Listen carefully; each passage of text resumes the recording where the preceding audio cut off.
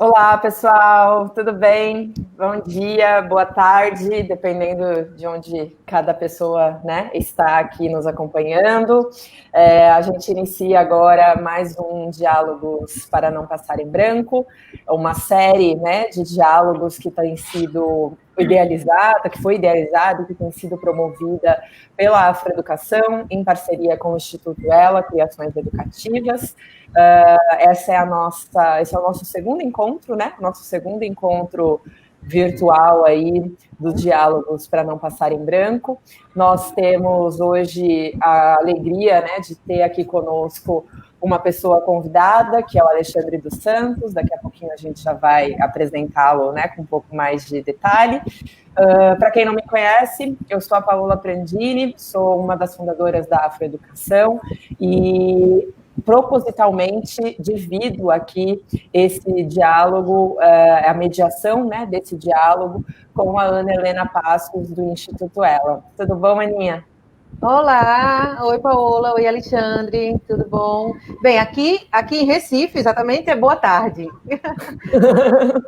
Não sei aí o resto do pessoal, olá a todas e todos. É um prazer a gente estar aqui na nossa segunda semana do Diálogos para Não Passar em Branco. Eu estou muito feliz, um projeto que a gente idealizou, né, a Afroeducação e Instituto Ela, idealizamos juntas, e a ideia é realmente fazer esse papo crítico à branquitude, reflexivo e também aí propositivo. O que mais? Exatamente. Quer contar um pouquinho para a gente só a respeito do porquê que a gente, né, nós que somos as figuras brancas, né, no caso da Afroeducação e do Instituto Ela, por que é a gente que está aqui, Aninha? Por que foi essa nossa, né, iniciativa, a nossa ideia, a nossa provocação? Joia. Então, a ideia é que a provocação fosse realmente que partisse, né? O Instituto Ela, Criações Educativas, somos 3 fundadoras, eu, a Cimeia Mello e a Débora Monteiro.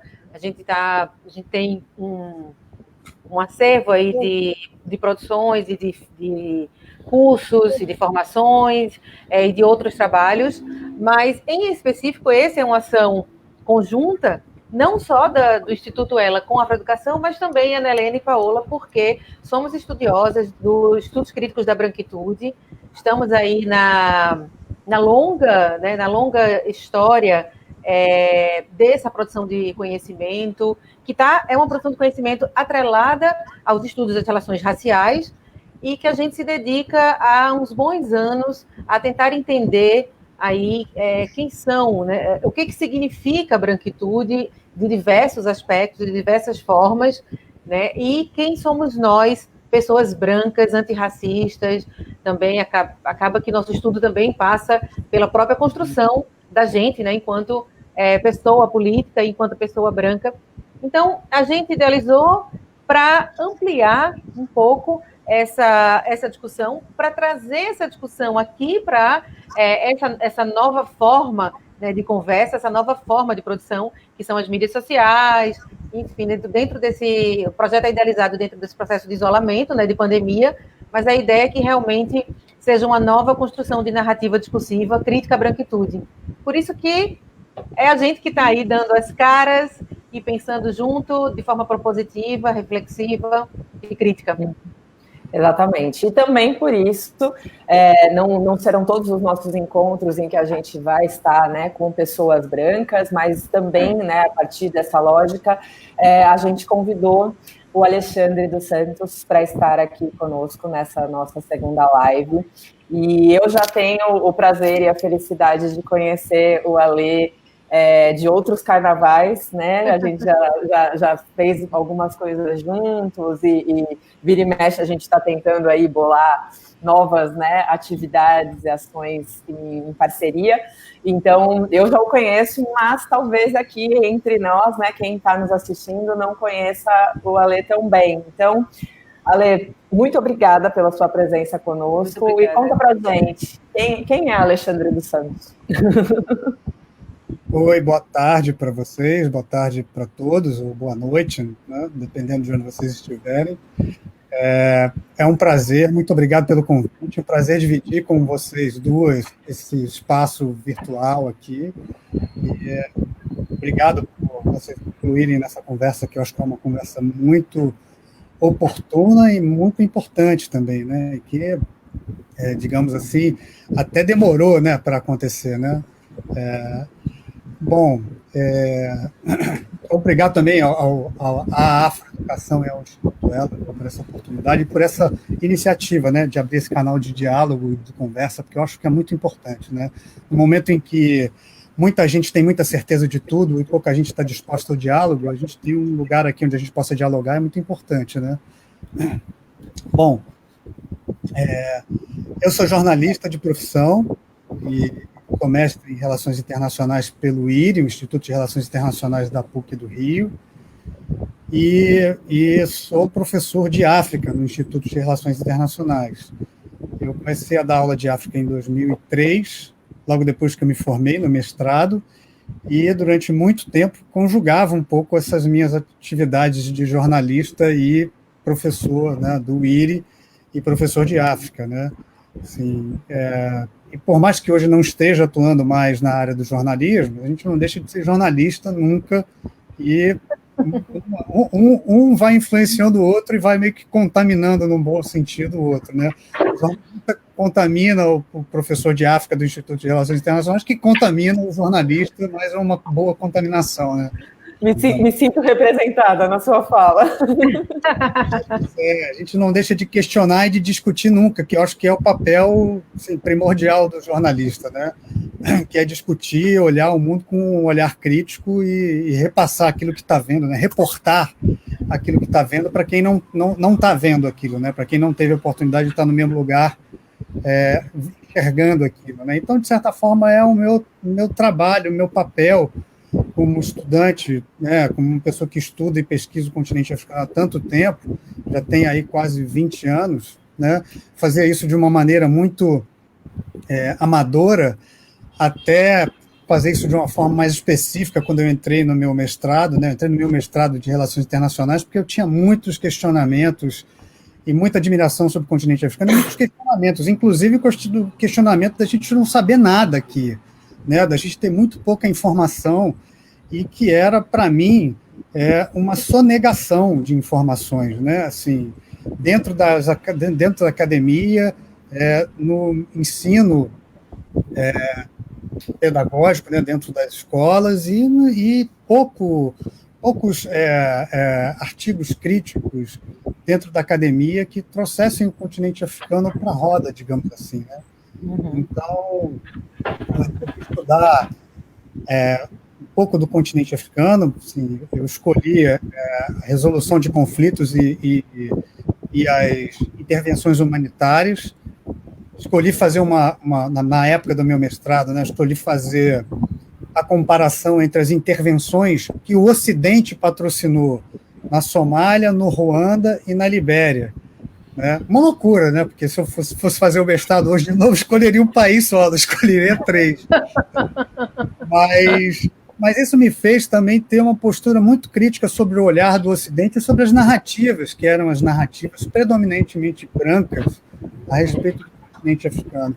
Eu comecei a questionar isso lá atrás, e um professor meu, o Nizar Messari, e o meu orientador, o João Nogueira, também, assim, alimentaram essa vontade de questionar, né, essa dominância da epistemologia sobre o continente africano ser crucialmente branca, e me fizeram procurar autores africanos e autores negros para trazer, né, para me ajudar a questionar, né, por que essas intervenções não deram certo, né? Assim, a da Libéria deu certo, mas demorou muito para dar certo, só deu certo quando os africanos mesmo, quando os outros países africanos se envolveram na intervenção, mas enquanto era só liderada pelos brancos e pensada pelos brancos, ela não deu certo, né? E aí, em 2003, assim, também influenciado por eles, eu comecei a dar aulas no Instituto de Relações Internacionais quando abriu-se a graduação para Relações Internacionais, e comecei um movimento de 2003 até agora, que é de ir renovando a bibliografia, procurando, estudando e trazendo, né, autores consagrados brancos, autores questionáveis brancos, mas também autores negros, autoras mulheres negras, porque eu acho importante. Então, assim, de 2003 para cá, eu acho que eu já mexi tanto no programa, o programa nunca é o mesmo todo ano, né? Então, eu sempre alerto os alunos, toda vez que a gente começa, olha, não peguem o programa do ano passado para comparar, porque todo ano eu mudo, eu junto alguma coisa que eu li e gostei, e eu acho que o meu papel também é trazer várias influências e questionamentos, até porque eu sou um cara branco dando aula sobre África, então, assim, tem isso também, né? Tem essa questão também, né? E de uns 5 anos para cá, eu agora começo o curso de África falando que eu sou um professor branco, dando aulas sobre um continente africano, e que eu estou naquela posição ali, eu estou ali para dividir saberes, os saberes que eu acumulei, e os saberes que eu acumulei porque eu fui privilegiado por causa da minha cor, né? Porque se tivesse outras pessoas negras com as mesmas oportunidades que eu tive, com certeza a gente ia ter muito mais professores universitários de História da África, e não eu, branco, dando, né, aula de História da África no Instituto de Relações Internacionais. A gente, infelizmente, ainda tem muito poucos professores negros dentro das instituições. Isso mudou um pouco, né, a partir do momento que a gente estabeleceu as políticas de cota, mas ainda são muito, muito poucos. Então, eu me sinto na obrigação de dar o contexto e dizer que eu estou ali para dividir um saber que eu acumulei, mas que não deve ficar só comigo, e dividir um questionamento que eu me faço enquanto professor branco de História da África, que é algo que eu divido com os alunos, até porque existe, assim, para mim, uma felicidade muito grande. Quando eu comecei a dar aula em 2003, meus alunos eram todos majoritariamente brancos. E de 5 anos para cá, 6 anos para cá, eu tenho tido muitos alunos negros, e isso é muito bom para alimentar essas discussões dentro de sala de aula, trazer autores negros para a gente discutir, autoras mulheres negras, autores africanos, e a gente fazer, inclusive, essa discussão, que é a discussão do olhar, né? O olhar para o continente africano.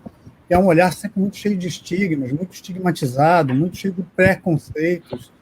Então, a gente já começa no primeiro dia de aula discutindo sobre etnocentrismo, as implicações do etnocentrismo, e a gente vem trazendo, a gente traz de tudo para discutir, e o fato de ter alunos negros agora em sala de aula é muito bom, porque a discussão é muito mais rica, e ela é muito, ela encontra uma profundidade muito maior, né?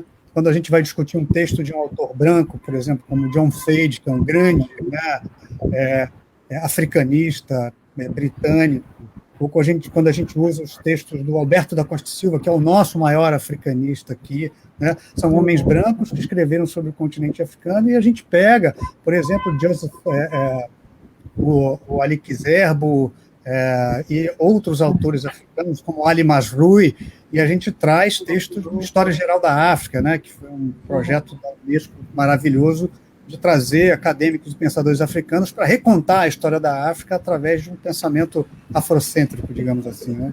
Então, a gente tem a oportunidade de tornar as discussões muito mais ricas em sala de aula, e tornar as discussões ricas em sala de aula é muito bom para mim, porque eu me enriqueço também com a multiplicidade de olhares e com as discussões, né, que podem ser trazidas para a roda, que um aluno branco geralmente não traz. Quem traz é o aluno negro, né? Muito bom, maravilha. Antes de eu passar a bola para a Ana trazer aqui a nossa primeira pergunta, né, para o Alê, a ideia é que a gente faça um diálogo, que seja um bate-papo. É importante também dizer que esse diálogo está aberto. Então, quem estiver aí nos acompanhando, né, mande suas dúvidas, seus comentários, suas perguntas para nós. A gente vai aqui monitorar e vamos ter um momento para, ainda durante essa live, trazer, né, esses comentários aqui para a tela, para que o Alexandre e a gente possa também sentir, né, o que está aí brotando, né, nas cabeças e nas mentes de quem nos assiste nesse momento. Então, bola é sua agora, Ana. Alexandre, sabe o que você estava falando? E eu estava pensando, será que a gente se encontrou nos corredores? Porque ao mesmo tempo que você está na PUC, foi o tempo que eu vivi também. O meu mestrado e meu doutorado foi também na PUC do Rio, no serviço social, com a Denise Fonseca. Não sei se você conhece a Denise, professora Denise, acho que agora ela está aposentada, né? E a gente, inclusive, quando você me fala dos seus alunos negros, eu fico super feliz e fico saudosa, porque a gente viveu, e né, posso falar a gente, porque acho que você também estava, a gente viveu esse momento em que a PUC enegreceu, né, que a PUC realmente começou a construir políticas de ações afirmativas que não eram raciais, né, eram sociais, mas os núcleos, o núcleo Lélia Gonzalez, o Nirema, não sei como é que está o Nirema agora, mas eu fiz parte dessa história, então eu fico super feliz de estar pensando aqui com você. Não sei se o Reinaldo hoje está aqui assistindo a gente, mas no primeiro ele assistiu, o Reinaldo Guimarães também estudou na PUC, fez um livro, fez uma tese, que depois se virou um livro, chamado Afrocidadanização, e é nosso companheiro de luta aí desse processo da PUC realmente se rever enquanto universidade a partir das ações afirmativas. E aí, só para dizer aqui que eu fiquei feliz, assim, você falando, eu fiquei realmente saudosa do espaço da PUC. Aí eu queria te perguntar exatamente um pouco em cima da sua fala, né? Eu queria saber, né, queremos saber, o que são essas narrativas brancas sobre o continente africano.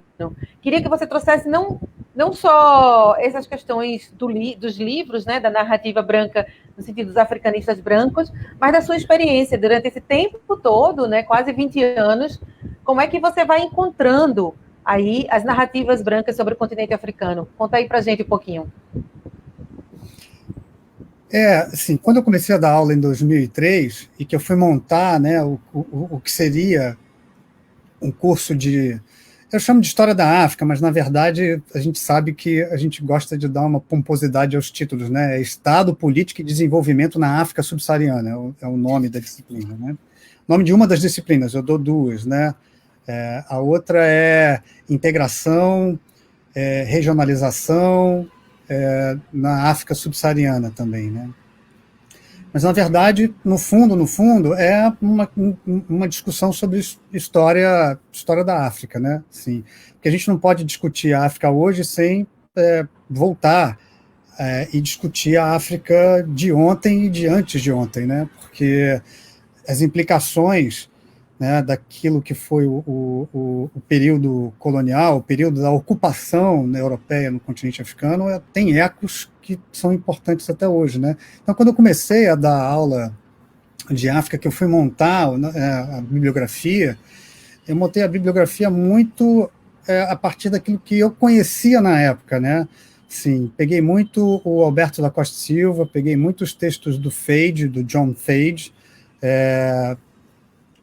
peguei alguns textos, por exemplo, quem me ajudou muito também foi o Ney Lopes, me ajudou muito a achar uma bibliografia que fosse uma bibliografia também pegando Mário Maestre aqui no Brasil, e aí o Hank Wessling, que também é um cara muito importante, branco, né, questionador também, e eu não queria só falar sobre analisar o continente de hoje e buscando algumas coisas do passado. Eu também queria discutir um pouquinho a narrativa construída a respeito do continente africano, porque eu, como jornalista, né, na minha formação como jornalista, eu via, claro, como é que nós, jornalistas, cobríamos o continente africano.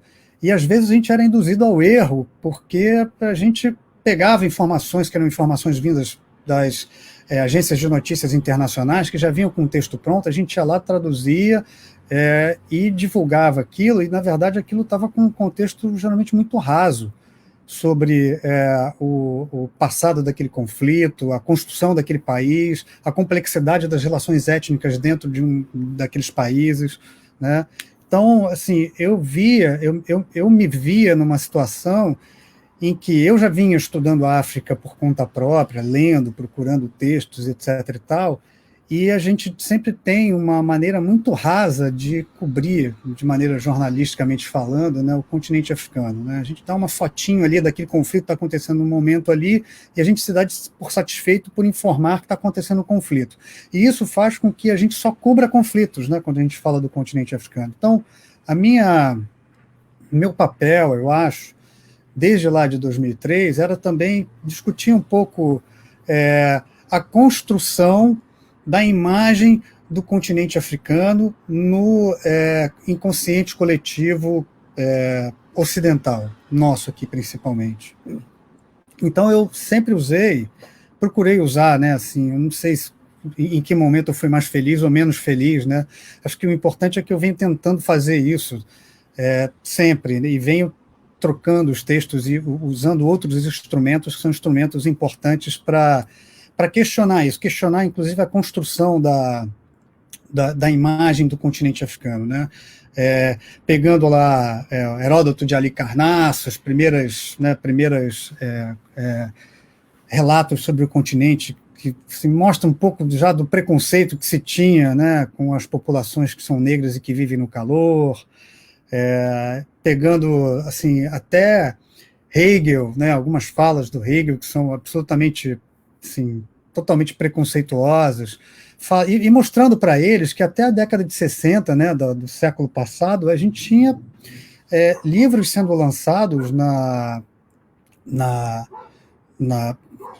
bibliografia de história e de relações internacionais que eram profundamente preconceituosos, e eles, assim, eram lançados com uma naturalidade muito grande. O Endrissik, por exemplo, que é um pensador de esquerda húngaro, lançou em 1960 um livro dizendo que a África era um lugar perdido e que a história da África começa com a chegada dos europeus. Então, na verdade, a gente pega essa bibliografia, né, pega esses textos, são textos de autores brancos, e a gente traz para a gente questionar, né, Hank Willis, que é um cara que eu uso muito, né, que é o cara contestador, ajuda muito a gente, inclusive, a ter um olhar, que é um olhar muito mais crítico a respeito da Conferência de Berlim. Quem eram os participantes da Conferência de Berlim? O que aconteceu durante a Conferência de Berlim? Quais foram as suas consequências imediatas? Porque a gente tem a ideia aqui de que os países europeus chegaram na Conferência de Berlim, todo mundo pegou um esquadro e uma régua e saiu dividindo o continente africano. Não foi isso que aconteceu na Conferência de Berlim. A Conferência de Berlim não foi nem chamada para isso, né? Então, eu acho que, assim, alguns mitos, né, de que o continente africano é o continente esquecido por Deus, né, e lá estão todos os descendentes de Cã, o mito camítico, né, darwinismo social que se associa a esses argumentos religiosos e saem virando uma barafunda, né, que as pessoas dizem que era conhecimento, né, na Europa, e vão disseminando isso como se isso fosse verdade, como se fosse um conhecimento científico embasado. Sim, eu trago essas discussões trazendo autores, que são os autores que fizeram o História Geral da África, né? E a gente faz isso numa grande discussão em sala de aula sobre a construção da imagem, e a gente vem trazendo outras narrativas ao mesmo tempo que a gente discute isso. A gente vem trazendo outras narrativas de autores negros, autores africanos. Eu pego muitas entrevistas de intelectuais africanos e passo também para a gente discutir. O Abuba Diop, que é um historiador senegalês, que fala justamente sobre essa problematização da construção da imagem do continente africano para os ocidentais. Então, trago uma entrevista que ele deu para o programa Milênio da Globo News anos atrás, deve ter mais de 10 anos, mas que era super importante ainda até hoje. Então, assim, eu procuro usar vários instrumentos e autores, não só autores execráveis, mas também autores que ajudam a gente a discutir, né, a trazer essa discussão, que é uma discussão que não acaba nunca, né, porque essa imagem que foi construída pelo Ocidente sobre o continente africano, ela está aí ainda. É muito difícil de desconstruir isso, a gente tem que ficar fazendo esse exercício de desconstrução sempre, né? E o melhor momento para fazer isso é dentro de sala de aula, compartilhando com os alunos esses textos e vendo qual é a posição crítica que eles têm a respeito disso, né? E trazer isso para um debate em sala de aula é uma das coisas mais ricas, porque todo ano eu me deparo com um argumento talvez que eu ainda não tenha imaginado, um argumento que ajuda a complementar o meu. E isso é que acho que é o mais rico nessas trocas, né? Ana, acho que queria fazer uma pergunta, levantou o dedinho, né? Aninha, você está com o seu microfone desligado. Aí eu desliguei porque eu não sei se o ventilador estava atrapalhando, esqueci de perguntar, enfim. Mas sabe o que era? Eu ia te pedir para você falar um pouquinho o que era a conferência, muito, muito rapidamente, porque eu tenho outras perguntas também, várias coisas, e a Paola também, mas é porque eu fiquei aqui pensando que talvez quem esteja assistindo a gente não saiba o que é, e eu acho que é um momento importante para mostrar essa narrativa branca, né? Como aconteceu, agora fiquei curiosa, porque realmente o que passa, para quem sabe, o pouquinho que passa, é exatamente esse esquartejamento do continente africano pelos países europeus para um processo de dominação. Mas conta só um pouquinho para a gente, porque eu acho que tem gente que nem sabe o que é a Conferência de Berlim. Bom, tentando ser muito rápido, tá? Muito... A Conferência de Berlim, ela aconteceu entre 1884, dezembro, e 1885, fevereiro. Ela reuniu as principais potências que tinham, potências imperiais na época, e mais a Alemanha, né? Que não era uma potência imperial, né? A Bélgica também não. Você teve principais potências imperiais e uma série de convidados que acompanharam essas discussões de países que tinham algum tipo de interesse ou uma área de influência aqui no continente africano, aqui, ó, né? Principalmente nas áreas que são as áreas de litoral. Ninguém tinha ocupado o continente africano ainda, mas todo mundo tinha áreas em que você tinha uma grande quantidade de europeus morando lá, porque eles, assim, por causa do tráfico, né, de escravizados, você levou muitos aventureiros, muitos militares para essas áreas, né? E a Conferência de Berlim, ela não foi chamada para dividir o continente africano, na verdade ela foi chamada para resolver um problema que era um problema entre Portugal e a França, e também envolvendo o rei Leopoldo II, né, cuja estátua, né, foi queimada na semana passada nas manifestações antirracistas lá na Bélgica, né, em Bruxelas principalmente, e na Antuérpia, né? E o rei Leopoldo tinha pretensões de ter uma colônia, mas a Bélgica não queria, mas ele, assim, foi o grande precursor de um monte de ações que a gente vê usadas até hoje, né? Ele foi o primeiro cara a usar lobista para comprar, né, pessoas que influenciavam as decisões dentro do Congresso norte-americano, francês, inglês, né, o parlamento francês. Ele foi o primeiro cara a criar ONGs de fachada para botar lá os seus laranjas para atuarem por ele sem que ele tivesse diretamente envolvido, a lavar dinheiro para colocar nessas instituições. Então ele tinha interesses ali onde hoje é a República Democrática do Congo, né, na foz do Rio Congo, aqui mais ou menos, não sei se dá para ver direito, mas aqui, ó, na foz do Congo. Esse mapa é muito bom. Né? E aí houve uma confusão diplomática na Europa por causa da foz do Rio Congo, por causa dos interesses que eram os interesses da França e os interesses de Portugal ali naquela região, né? E mais, né, a possibilidade de que um terceiro elemento, que não era ligado a nenhum país, mas que na verdade era ligado ao rei Leopoldo, também tinha interesses ali. Então a Alemanha, que tinha se unificado há pouco tempo, em 1870, 71, depois da Guerra Franco-Prussiana, chamou todo mundo para conversar também, porque a temperatura diplomática estava subindo cada vez mais, e os alemães queriam se vender como um grande player internacional, né, um grande jogador, né, ali, né, na Europa também, porque a Alemanha, depois que se unificou, teve um crescimento industrial rapidíssimo, né, se tornando um país com grande peso ali no continente, né.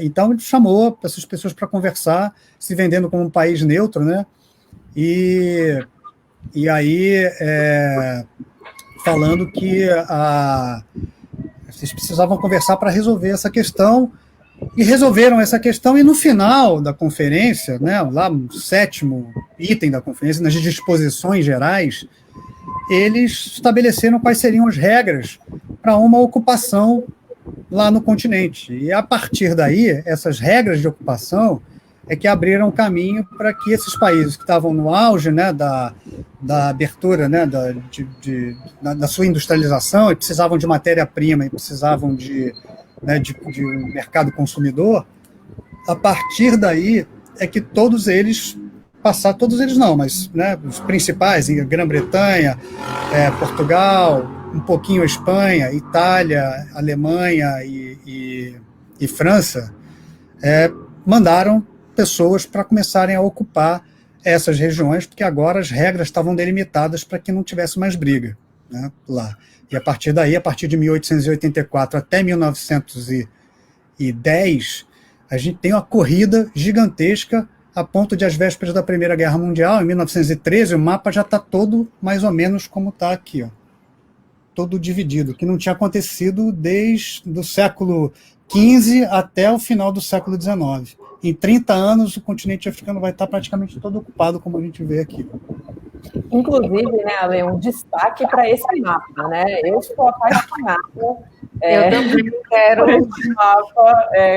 Durante a sua série de lives, né, o Ale também faz a curadoria e a realização de uma série de lives agora, que também foram iniciadas durante a pandemia, que se chama Conexão África, pelo Instagram, né, dele, pessoal.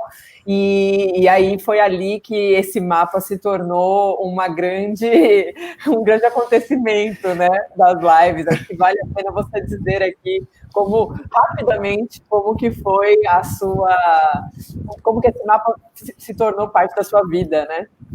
Aqui tem uma história especial aí, né? Esse mapa eu comprei quando eu fui ao Senegal. E aí, visitando o interior do Senegal, eu fui para o Senegal e fiquei hospedado na casa de uma família senegalesa, né, de um amigo que eu fiz aqui no Brasil, porque eu não queria ficar em hotel, eu queria ficar na casa de alguém, né, na casa de uma família lá e tal. E aí, com eles me ajudaram a viajar para o norte e para o sul do país, até a Gâmbia, atravessar a Gâmbia e ir para o sul do Senegal, até o norte, chegar na fronteira e atravessar a fronteira da Mauritânia. Então, numa dessas viagens, acho que, se não me engano, foi em Saint Louis, mais ao norte do Senegal, tinha um mercado de artesanato e eu vi umas mulheres terminando de bordar esse mapa, né, que é um mapa feito de retalhos, né, e bordado. E aí eu combinei com elas que eu queria comprar esse mapa, né, e elas estavam terminando de bordar, grande, né, um mapa grande, e aí 2 dias depois eu voltei para comprar um mapa com elas, porque encomendei, elas estavam terminando de bordar os nomes, né, comprei e trouxe comigo, né, durante um tempo ele ficou preso com durex, que eu não queria nem colocar um prego para não furar o mapa na parede da minha casa, depois eu tive que dobrar ele até para limpar e tal, e ele ficou guardadinho numa gaveta dentro de um saquinho, né, plástico. E aí quando eu bolei esse projeto, que é um projeto chamado Conexão África, que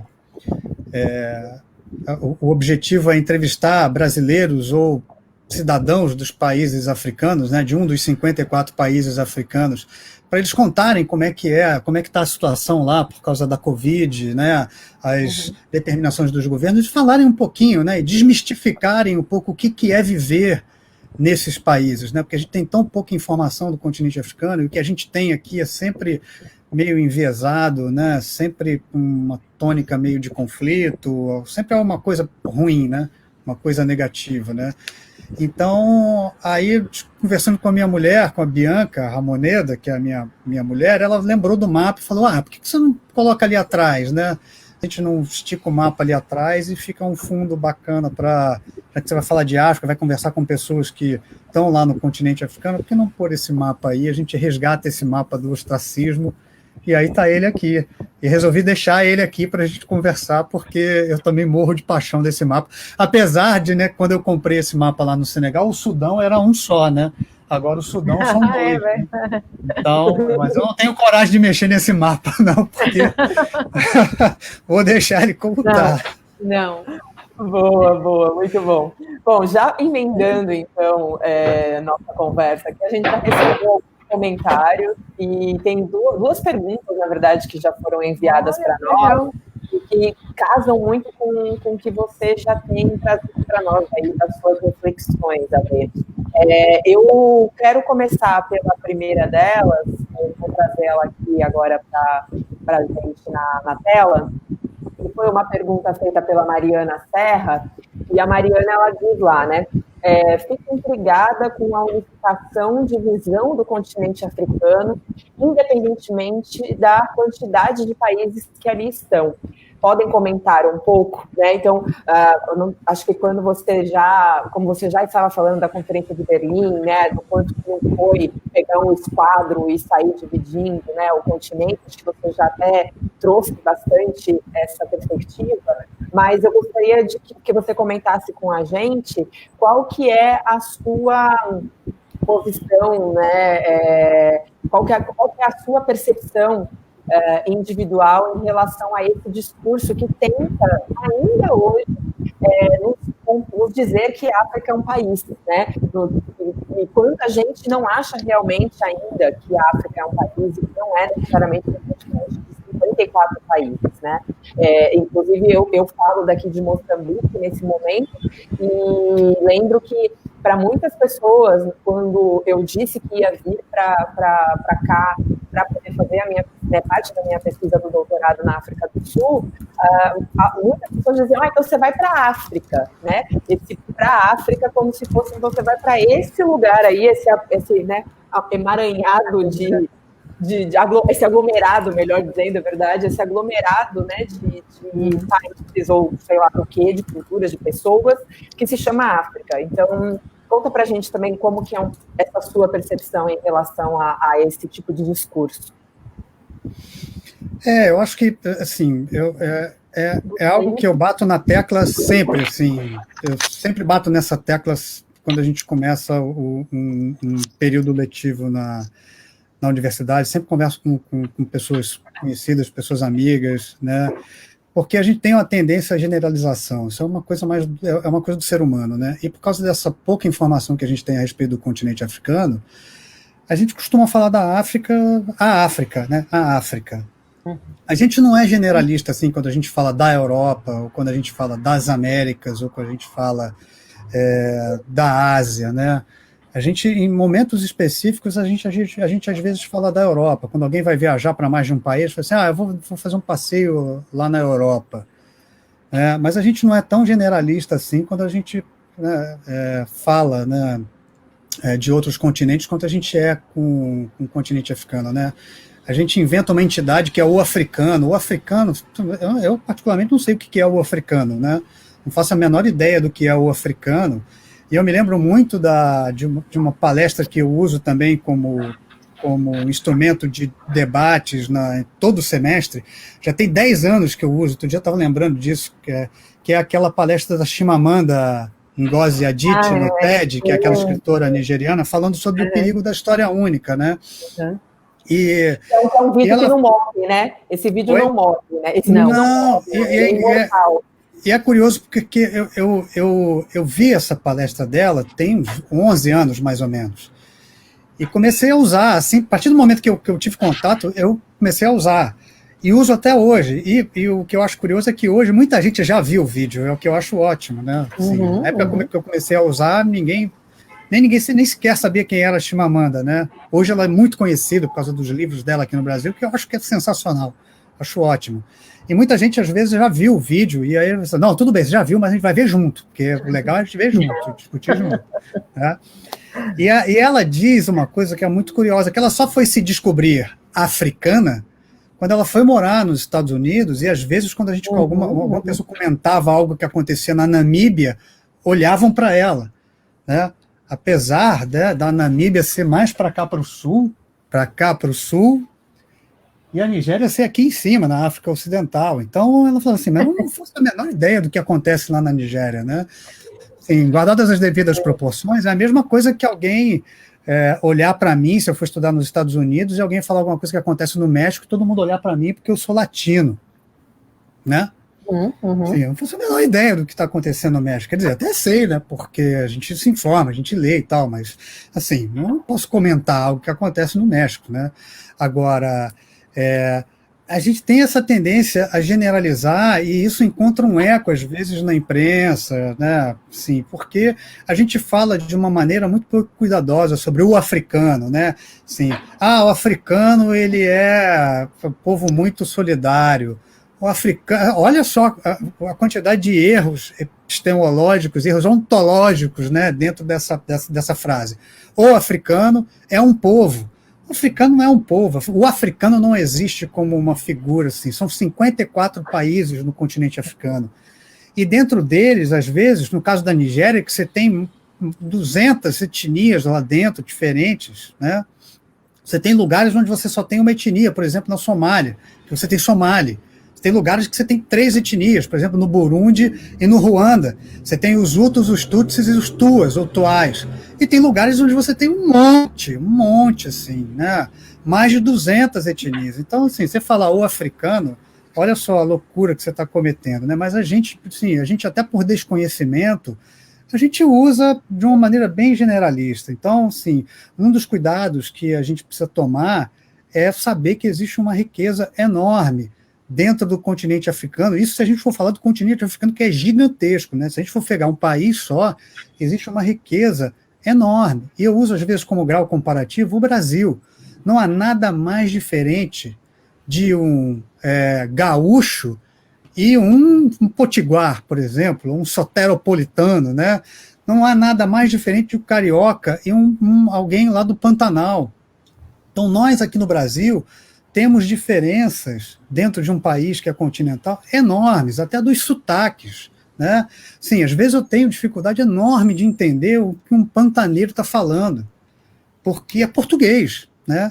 Eu preciso acostumar o ouvido a entender a maneira, né? Principalmente quando eles estão cantando. Aí eu não consigo entender nada, consigo entender só as últimas palavras, né? Mas é uma questão de se acostumar, e ele está falando português, é porque o ritmo é diferente, né? A cultura é a mesma, mas é tão diversa, né? Aqui do Rio de Janeiro, se a gente for para uma comunidade indígena, ou se a gente for para uma comunidade quilombola, a gente tem só dentro do Brasil uma diversidade enorme. Por que a gente não acha que o continente africano, que é um continente gigantesco, também não vai ter? Né? Acho que a gente agora tem uma pergunta aqui que é sensacional, que eu acho que casa muito, e que é uma pergunta sensacional, porque vem também de uma pessoa sensacional, que é a querida Sônia André. Sônia, que é moçambicana e que já vive no Brasil, né, há 8 anos, uma intelectual do nosso tempo. E a Sônia traz aqui uma provocação ali, né, dizendo, professor, fala da pouca informação sobre o continente africano, né, como a gente está trazendo aqui. E aí ela traz um questionamento, né, será falta ou recusa a conhecer o continente, na sua perspectiva? Oi, Sônia, tudo bem? Obrigado pela pergunta. Obrigado pela pergunta. Semana que vem você participou bastante também. Você fez umas colocações muito interessantes, né? Agora, não sei responder essa pergunta. Essa é uma pergunta que eu procuro responder todo semestre quando eu começo. Né? Eu proponho essa mesma pergunta para os meus alunos e nunca chego a uma resposta definitiva, porque, assim, eu uso muito uma comparação que foi feita pelo Alberto da Costa Silva e que a gente discute em sala de aula isso, né? O Alberto da Costa Silva fala que a história da escravização na humanidade, ela tem o mesmo tempo da humanidade, ou seja, 10 mil anos, né? Desde que a humanidade surgiu, provavelmente, né, o ser humano já tinha o ímpeto de impor a sua força ao outro, né, a sua vontade ao outro.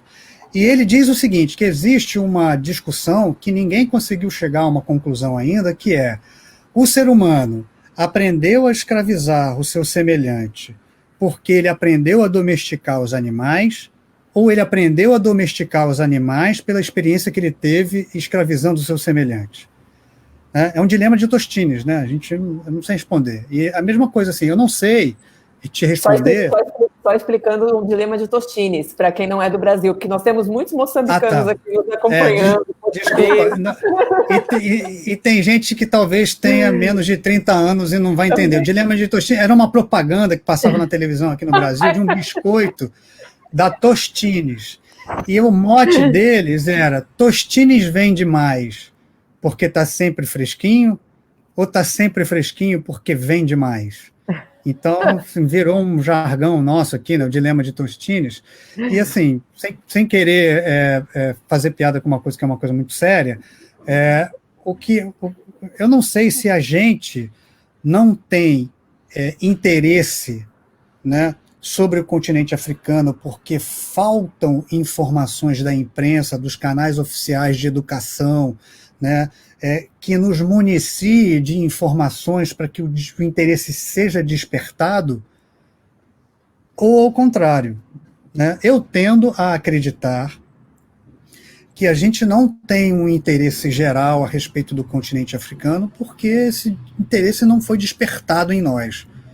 Porque a minha experiência como professor é de que sempre que os alunos chegam, sei lá por que eles escolhem a minha disciplina, chegam, sim, e a gente sempre tem um debate muito franco no início de cada semestre. Tem gente que procura a África porque conseguiu encaixar o tempo, tem gente que procura a África sempre dizendo que não sabe absolutamente nada e não pode se formar em relações internacionais sem conhecer o continente africano, tem gente que fez outras disciplinas em outras faculdades, né, dentro da PUC e quer complementar com algo um pouco mais político, mas sempre quando a gente chega no final do semestre, a resposta que eu tenho é que, nossa, eu não sabia que o continente africano era tão rico e que era tão importante, né, dentro da história da humanidade e dentro até das relações internacionais, quanto eu aprendi durante esse semestre.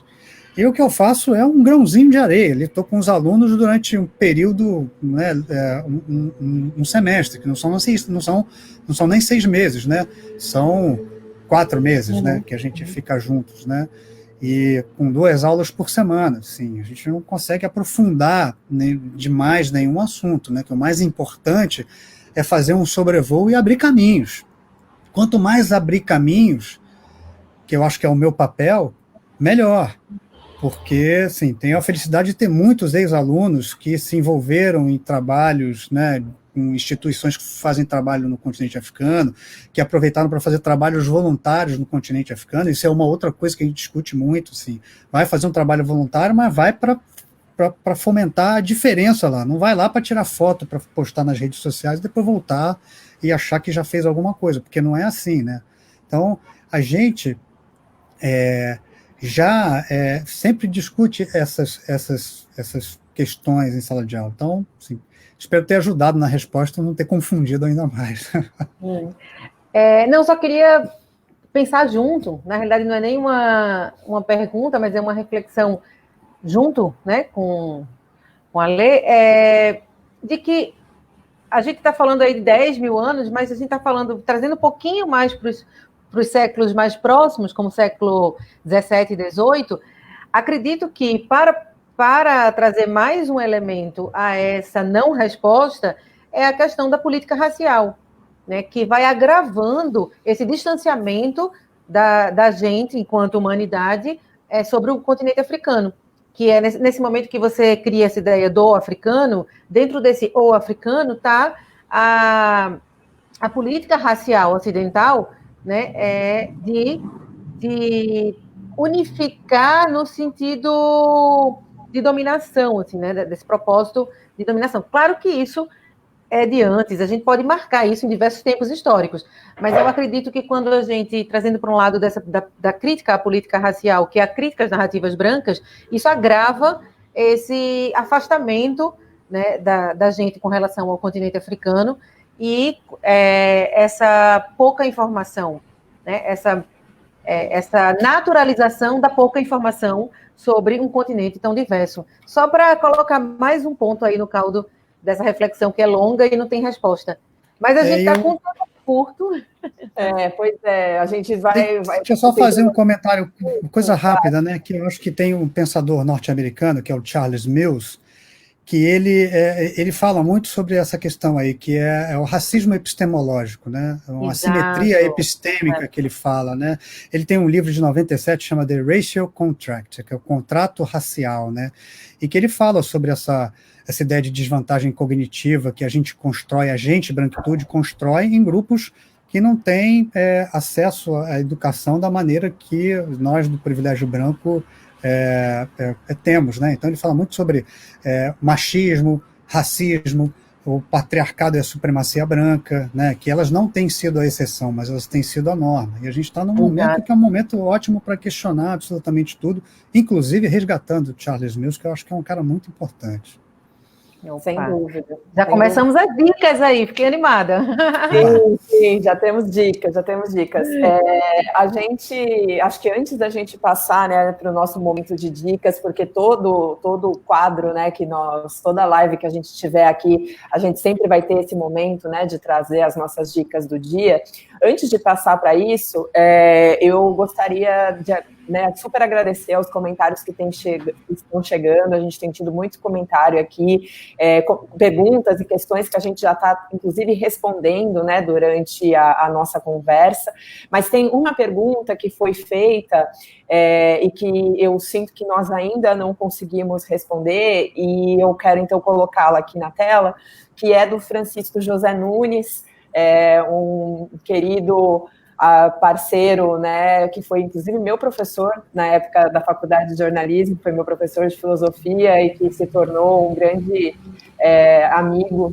E ele diz ali, né, como que vocês estão analisando o silenciamento da cobertura sobre o Covid-19 no continente africano?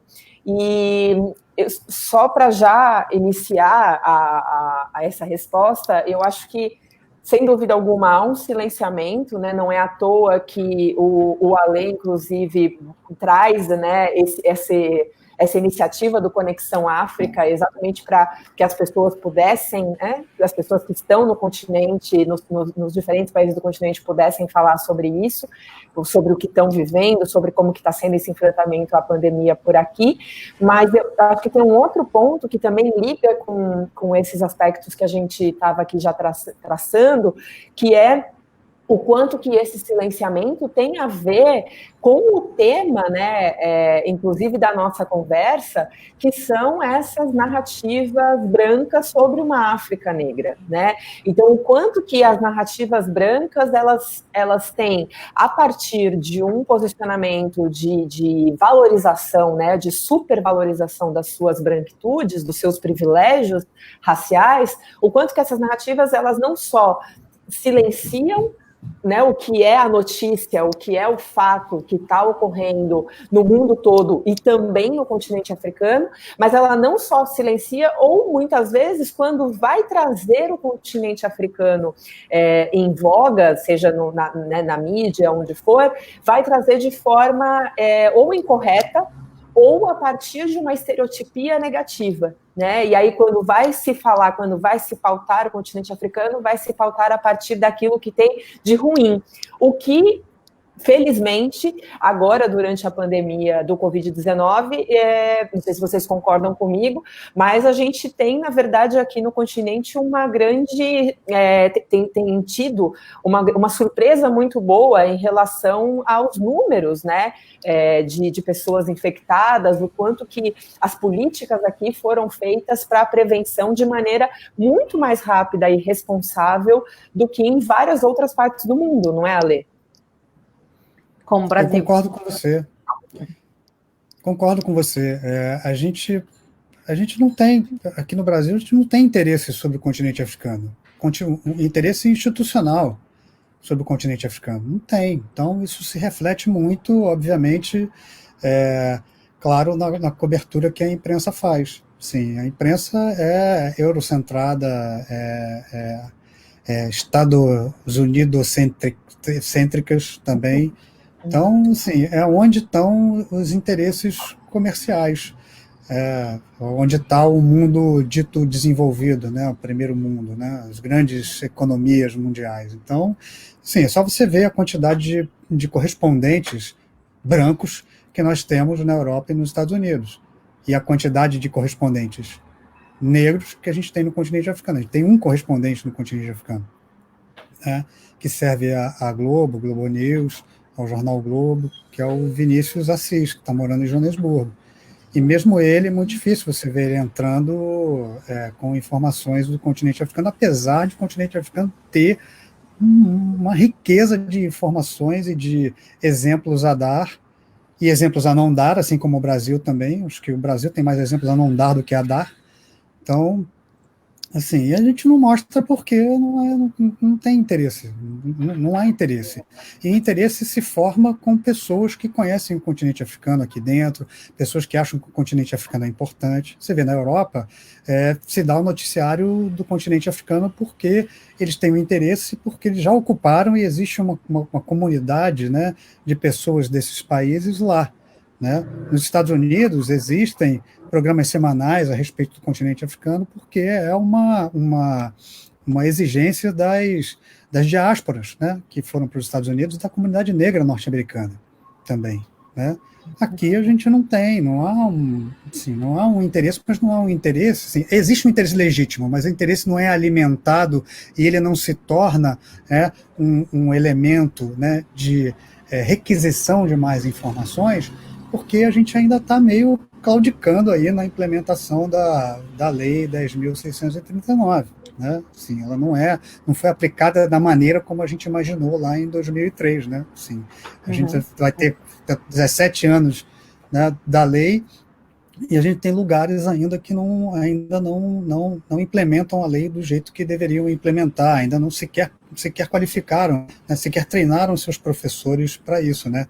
Então, professor Francisco, eu agradeço muito essa pergunta, porque eu acho que essa pergunta é uma pergunta, assim, é uma percepção que muita gente faz, mas que, assim, ninguém questiona, porque não tem muito interesse lá no continente africano. Só tem interesse no continente africano se começar a morrer muita gente. Aí sim, aí a África vai passar a ser motivo de cobertura, né, da imprensa aqui, né? Exatamente. Esse é o ponto. E o quanto também que a Lei 10.639, por mais que já exista, né, há 17 anos no Brasil e que trouxe a obrigatoriedade do estudo de histórias e culturas africanas e afro-brasileiras nas escolas, o quanto que essa lei, ela não só ainda é muitas vezes desconhecida em alguns territórios do nosso país, como para fora dele, né? E olha que a única política afirmativa, né, que nós temos no mundo em relação a essa aplicação desses conteúdos. Então, era, na verdade, para o Brasil ser uma grande vitrine, né, sobre as possibilidades, as estratégias da gente, de fato, instaurar uma educação antirracista, né, e como fazer isso, quais as lógicas, as possibilidades. Mas, pelo contrário, né, a gente está vendo agora um desmonte, né, das políticas afirmativas acontecendo no nosso país, e o que tem sido bastante sério, né? Como sempre, né, é uma novidade ruim quase todos os dias que a gente tem tido nesse desgoverno, né, do Brasil atualmente. Isso tudo diz muito sobre a nossa branquitude, a branquitude brasileira, né?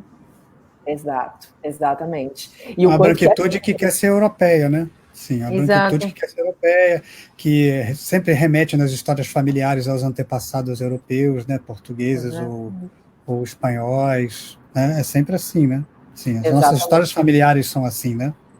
Exato. Sim. Porque a gente tem 56% da população negra, então, ou seja, interesse sobre o continente africano tem demais, né? Demais. Agora, se você nem consegue acessar a possibilidade de construir o interesse sobre o continente africano, que aí é onde a branquitude opera, né? A impossibilidade da lei, aí realmente não tem como a gente desenvolver o interesse se há um corte da possibilidade de desenvolver, porque com certeza tem interesse, né? 56% da população negra. É óbvio que a gente deveria ter um jornal, tipo Jornal Nacional, sobre o continente africano aqui no Brasil, né? É o segundo país, né, mais negro. Então, certamente. Bom, a hora voa, a gente já está aqui praticamente com 1 hora já de conversa, por incrível que pareça, né? Pelo menos para nós que estamos aqui, que gostamos desse assunto, né? A gente podia ficar o dia todo conversando, sem dúvida alguma, mas para a gente, né, ir começando aí a esquentar a bateria para os nossos finalmente, chegou, acho que, o momento das nossas dicas, né? Hoje, então, a gente separou aqui algumas dicas para quem, assim como nós, tem interesse em refletir criticamente, né, sobre a branquitude, e a gente se organizou aqui, né, cada um para trazer algumas. Eu hoje vou trazer uma dica que é uma dica, na verdade, de uma música, então não vai ser uma dica de livro, porque afinal nem só nos livros, né, estão os conhecimentos, a gente tem conhecimentos em todas as nossas esferas, né, da vida, e muitas vezes os conhecimentos, inclusive, são oralizados, né, não são necessariamente escritos.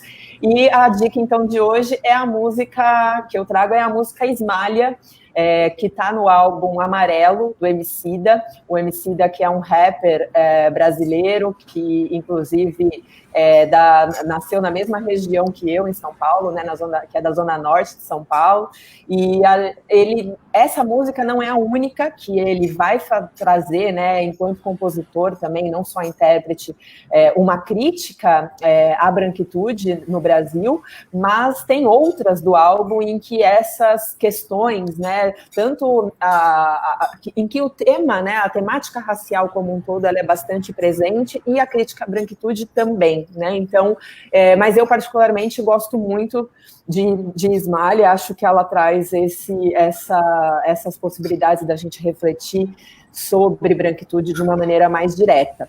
Então, essa é a minha dica de hoje. Faço votos aí para quem não conhece, né? Vai lá, procura, seja nas plataformas digitais de músicas, seja dar um Google, vale a pena ouvir o álbum todo e ouvir especialmente Ismália. E você, Ale, quais foram as dicas que você separou para a gente hoje? Eu separei algumas, eu não sabia que era uma só, então eu já separei 3 dicas. Eu acho que uma delas é um livro, que é o livro da Inaê Lopes dos Santos. Se você estiver procurando um pouco sobre, né, a rica história do continente africano antes da chegada dos europeus, é aqui que você vai encontrar, né? Inclusive falando que, né, assim, testemunhando, né, mostrando que os documentos históricos mostram que a África sempre foi muito pujante. A África, aí eu estou generalizando de uma maneira proposital, tá? Que vai ao contrário daquilo que a gente veio discutindo aqui, que é para não generalizar, mas eu vou fazer uma generalização aqui, que a história do continente africano sempre foi muito rica.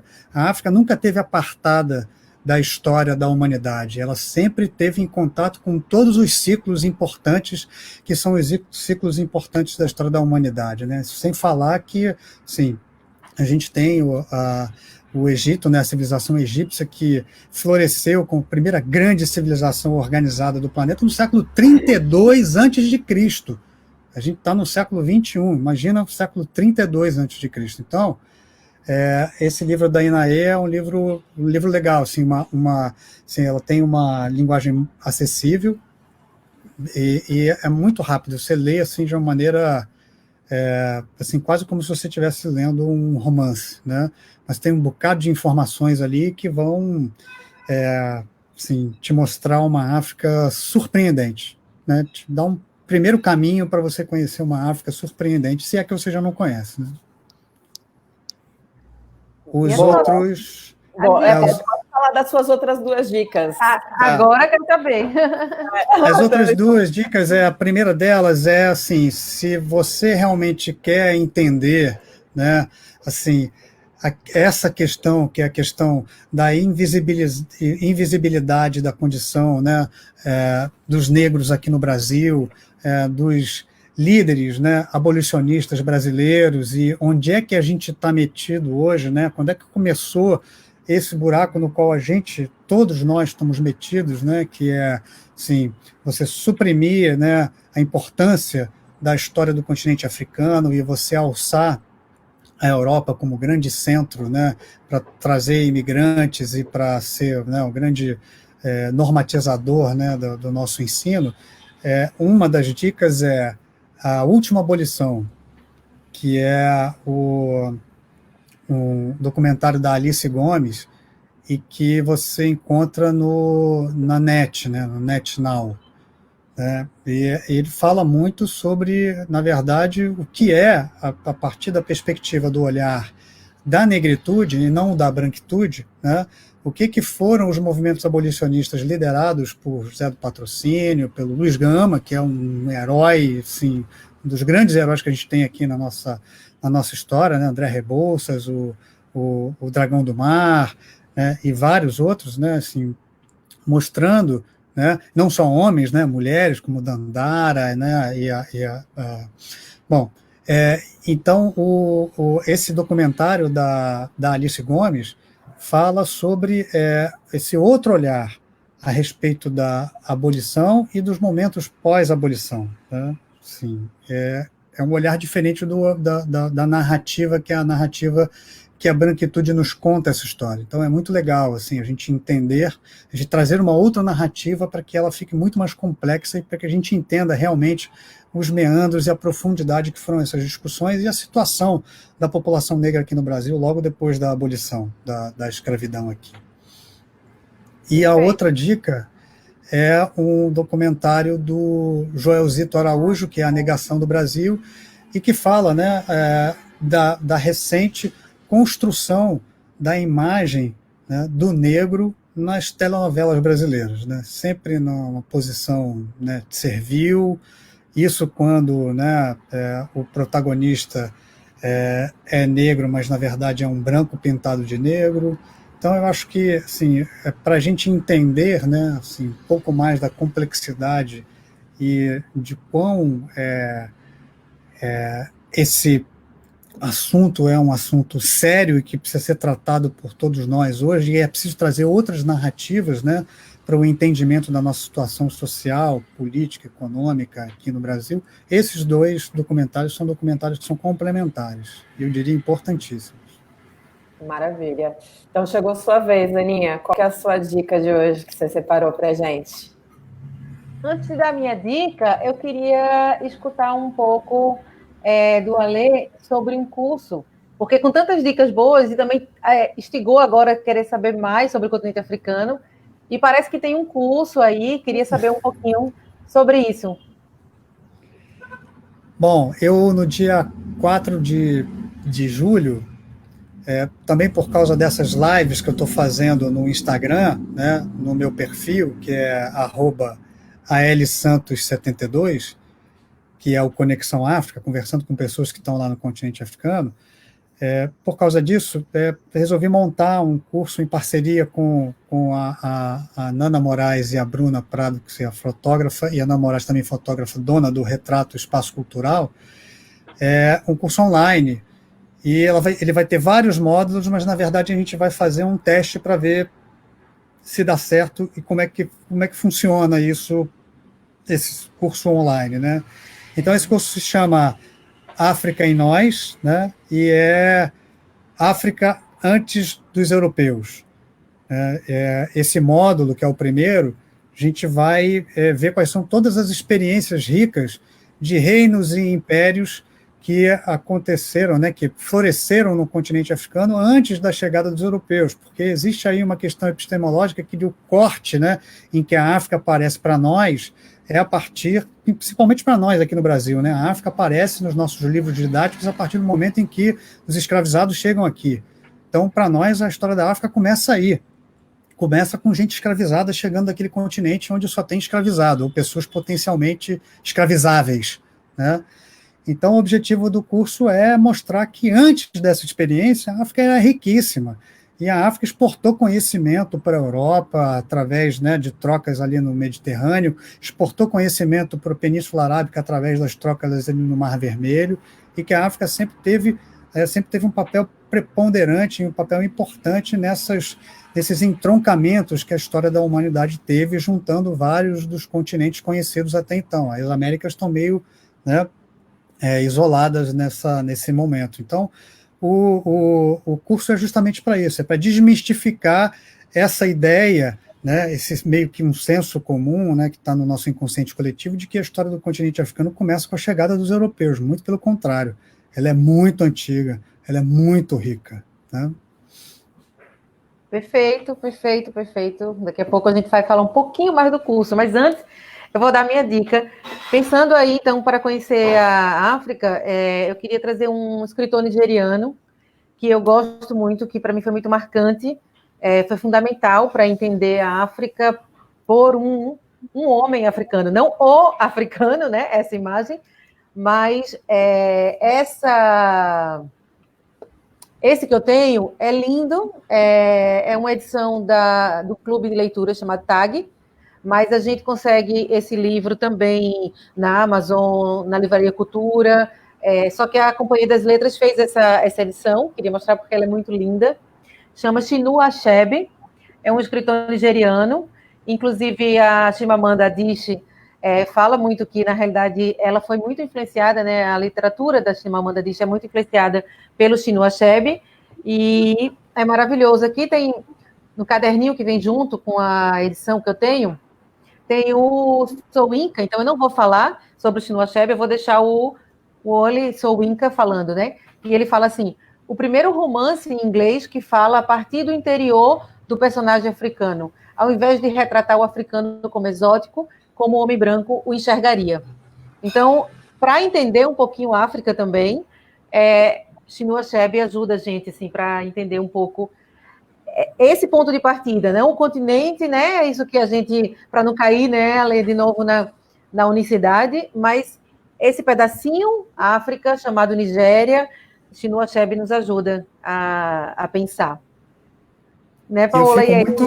Fico muito feliz de você ter mostrado esse livro, porque esse é um dos livros que eu mais amo no mundo. E eu uso esse livro, inclusive, em sala de aula. Assim, num dos cursos que eu dou na PUC, o trabalho de final é a apresentação. Eu divido o livro em capítulos e divido os alunos em grupos, e cada um deles apresenta, né, um capítulo desse livro. E esse livro, assim, esse livro para mim, é um divisor de águas. É um dos livros mais importantes da literatura africana, assim, sendo bem generalista, e ele faz uma coisa que era uma coisa inédita até então. A gente olha o momento da chegada do homem branco e da colonização, da ocupação, através dos olhos de um líder, né, um grande líder de uma das aldeias Ibos, lá da Nigéria. Né? Então, a gente vê a colonização do outro lado do balcão, ver o estranhamento que se tem com o homem branco e o estupro cultural que o homem branco promove ao impor novas relações de trabalho, ao impor uma outra cultura, ao impor uma outra maneira de se fazer justiça, ao impor uma outra religião também, porque assim, a gente não pode esquecer que a ocupação colonial foi violentíssima, não só violência física, né, mas um assédio moral, cultural sobre essas populações. E as chagas disso estão no continente africano até hoje. Né? Exato. E as chagas, as tensões, né? Isso, sabe? Mostrar as tensões por um outro olhar, né? Desconforta completamente e faz a gente repensar mesmo essa ideia de Ocidente, né? Que bom, que bom. Daí, voltando ao curso, eu queria fazer o desafio do dia. A gente tem também aí no programa a hora do desafio. A gente fez no programa passado, né, no nosso primeiro programa, o desafio de chamar, de convidar as pessoas que possam contribuir de alguma forma para a gente oferecer bolsas para pessoas negras e periféricas para o curso. Isso aconteceu na sexta-feira passada. A gente conseguiu, algumas pessoas se engajaram, enviaram, né, a possibilidade dentro dos seus recursos, e a gente conseguiu 3 bolsas para um curso que o Instituto Ela está oferecendo agora, nesse momento, né, começou terça-feira, sobre a necropolítica da branquitude brasileira, e a gente ficou super feliz com isso. E agora, o desafio de hoje é quem quiser, quem conseguir, quem puder, quem tiver interesse, de alguma forma contribuir para que a gente consiga 3 bolsas para o curso do Alexandre. Tá?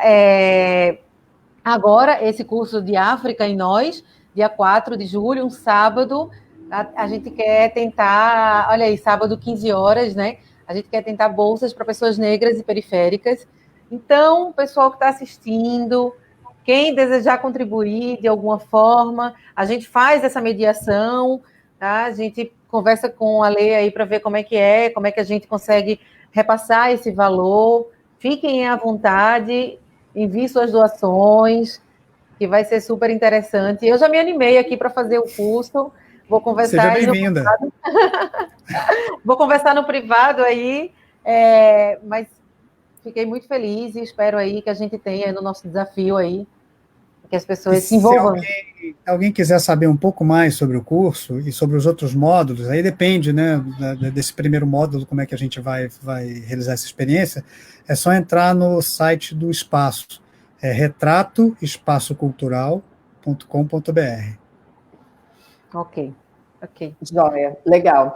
Então, quem tiver, né, essa disponibilidade, essa possibilidade de apoiar para a gente conseguir aí 3 bolsas, né, para o curso que o Ale vai ministrar, envia aí para a gente, né, o seu comentário, a gente vai, né, cuidar para pegar as informações, entrar em contato com vocês e depois fazer esse repasse, porque a gente entende que fazer crítica à branquitude também é fazer reparação econômica, né? Então, uma das estratégias, não a única, mas uma das estratégias é também essa.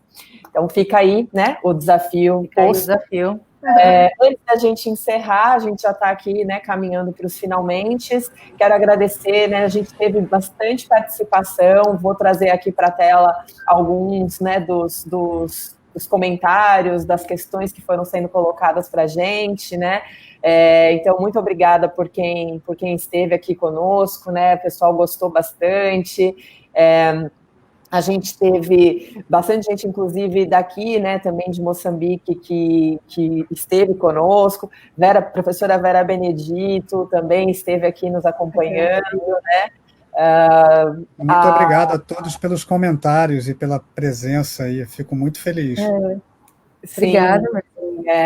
Gente aqui de Moçambique, Jorge Dias, que é daqui do Centro Cultural Brasil Moçambique, né? Esteve aqui conosco, ele é o gestor do CCBM aqui. Tivemos, enfim, a participação de gente aí de vários cantos, né? Então a gente fica muito feliz com essa possibilidade. E acho que a gente não vai ter tempo aqui para responder outras perguntas, né? Tiveram outras perguntas que foram sendo enviadas aqui para nós, mas eu acho que vai ser um pouco difícil, talvez, de trazê-las, porque a gente agora tem pouco tempo, mas eu acho que, de qualquer forma, a gente percebe que o espaço está aberto, né? Hoje é mais um encontro, não é o único, a gente vai estar aqui, né, todas as semanas, trazendo reflexões, né, de diferentes possibilidades aí, né, de questionar a branquitude, de pautar, né, o quanto que o poder da branquitude está na vida da gente. Então, acho que é isso. Oportunidades continuarão. Eu agradeço, né, muito também. Obrigado, Carmen, pelo comentário. Pois é, a Carmen, que inclusive, pelo que eu sei, tem feito aí muitas pesquisas sobre branquitude, né? Então, muito legal tê-la aqui conosco, somando. A gente já tem gente aqui também dizendo que quer colaborar. Então, uma bolsa já está garantida. Legal. Que bom. Eu acho isso muito importante, porque esse tipo de saber precisa ser compartilhado, né? Assim, ele está com a gente, mas, claro, que a gente precisa de alguma maneira monetizar isso de alguma forma, mas eu acho que a gente também tem essa obrigação de trazer cada vez mais gente, porque saberes são para ser compartilhados, não é para ficar guardando ou compartilhando só com, assim, né, conosco, né? Assim, até porque a troca de saberes faz com que a gente também receba questionamentos e influências, isso é muito bom para nós, né? A gente não pode ter medo de ser questionado por aquilo que a gente acha que a gente sabe, né? Exato. Exatamente. Então, agora, palavras finais, gente, para a gente encerrar aqui. Quem começa? Aninha? Eu, na realidade, só quero me despedir mesmo. Quero falar que eu estou muito feliz, assim, de que, né, que a gente está conseguindo fazer o programa. Eu concordo plenamente com o que a Lu falou. Eu acho que essa troca, né, é riquíssima, e a gente escutar também das pessoas que estão aparecendo aí. Só tenho mesmo a agradecer e a dizer e a chamar todo mundo que está aqui hoje para a gente continuar na sexta-feira. A ideia é que a gente realmente fique e tente fazer que esse debate chegue aos 4 cantos do mundo. Aos 10, 20, 30, 40, 50 cantos do mundo, né? 4 cantos só tem Olinda aqui. Boa. Obrigada. 4 cantos do mundo esférico, diga-se de passagem, né? Exato. Obrigada, pessoal. Obrigada, Lê, por estar aqui com a gente, né? Por compartilhar aqui com a gente toda essa conversa. E, Paola, também, só agradecer a eterna parceria. Estamos juntas. Ale, o palco está contigo. Olha, eu queria agradecer demais assim, o convite de vocês. É sempre muito bom participar assim, de conversas como essa, em que a gente também se expõe, né? Eu acho que isso é importante, né? Expõe nosso pensamento, expõe o nosso desconforto, que eu acho que é o mais importante, sempre expor o nosso desconforto. Sim, agradeço demais a vocês, quero agradecer também esse trabalho que vocês estão fazendo. Assim, essa é a segunda janela, vão ter outras, e eu acho que vou continuar acompanhando, eu acho isso tudo muito importante. E eu queria deixar, assim, como um recado final, uma fala do Charles Mills, que eu acho que é importantíssima, né? E que a Sueli Carneiro, inclusive, também se utiliza muito dessa fala, e eu acho que essa é uma fala que todos nós deveríamos nos apropriar dela, nos apropriar no bom sentido, né? Ele fala no livro Contrato Social que toda pessoa branca, quer queira ou não queira, ela é beneficiária do racismo, independente da sua vontade. Mas nem todas as pessoas brancas são necessariamente signatárias do racismo e do contrato social que ele encerra nele, né? Se nem toda pessoa é signatária, então significa que essas pessoas estão abertas à possibilidade de alianças para a construção de uma outra sociedade. Então, eu queria deixar esse recado aqui no final do nosso debate. Muito bom, muito bem colocado, né? Acho que nos representa, né, Aninha? Totalmente. Daquilo que a gente acredita, daquilo que a gente busca fazer, daquilo que a gente busca deixar, né? Enquanto marcas aí da nossa presença, da nossa passagem, né? Por esse mundão aqui que nos circunda. Então, próximo encontro, né? Já temos aí data marcada, dia 26, meio-dia, no horário de Brasília, aqui para Moçambique, 5 horas da tarde, por isso que eu fico mais escurinha, né? A minha luminosidade já não é a mesma de vocês, né? Aqui já tá de noite, já está escuro. Então, fica, né, esse convite para que a gente possa se reencontrar, e assim como o Dan Teixeira coloca aqui, né? Espero que com o tempo seja uma pandemia, então que seja, né? Que a gente consiga transformar essa pandemia, né? De discussão crítica da branquitude e chegue realmente em mais espaços, né? Então, muito obrigada, fico muito feliz mesmo com esse nosso encontro, até a próxima, como se diz aqui no sul de Moçambique, em Xangana, Canimambo, né? Canimambo, que é obrigada. Valeu. Até a próxima, gente. Canimambo. Beijo. Beijo, obrigada. Bom fim de semana para vocês. Para todos. Para nós.